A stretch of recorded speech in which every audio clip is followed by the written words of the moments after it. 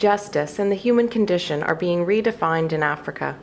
The change is monumental. Today we are talking to Ilana Landsberg-Lewis about how we each need to find our biggest and best game and the unique contribution we can make. The carnage of AIDS was just wreaking havoc on the continent, and this extraordinary response that was growing up in community after community, but how little money was supporting that work.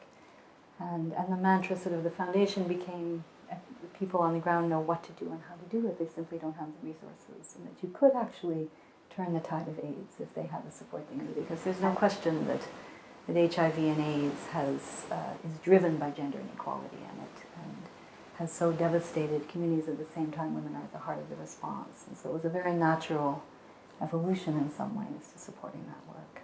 What I've learned in the last decade or so of work around women's human rights in the community is that there is an extraordinary amount of innovation and intelligence at the grassroots in whatever context, whatever challenge is being faced. Sometimes it's environmental disaster or a disaster like a pandemic. And those efforts, particularly by women, but by everyone in the community, are really worthy of support and can make an enormous difference and can transform the lives of a community and a family, a community, and even a country.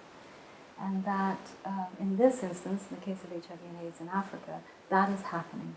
And so what the foundation is trying to achieve, what I'm trying to achieve doing the work with the foundation, is to create the solidarity and understanding here of the incredible hope and dynamism of what's happening on the ground, and turn the tide of AIDS and support the work that's being done to do that.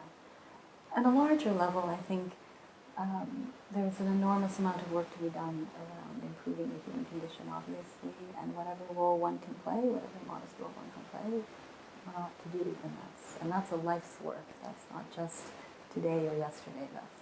That's the full picture of life. That's what it's all about.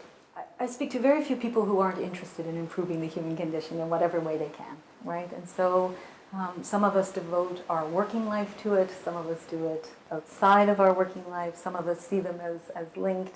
There are many ways to engage in social justice work or making the world a better place. And you're right, and it's true. It's a very large ambition in life, in a sense, to be involved in that. I think the work really is to find out what are you passionate about, what sings to you, but also what role do you think you can play? What's appropriate for you? Where do you fit into the landscape of people around the world and here at home who are working so hard to make things better for future generations and themselves? Fairness and equality and social justice, these are principles and values that I grew up with. I was suckled on them, and they run through my veins. But figuring out what it is that you really feel you can contribute. It's not just about skills. I think it's also about, not just what's fulfilling, what will actually constitute a career. I think it's also about where do you fit in the larger picture, and what is it that really speaks to you most deeply and will motivate you, and then what skills do you have to bring to that work. If you're inspired and ready to advance your career, ask about our course designed around the lessons from Canada's top 25 Women of Influence.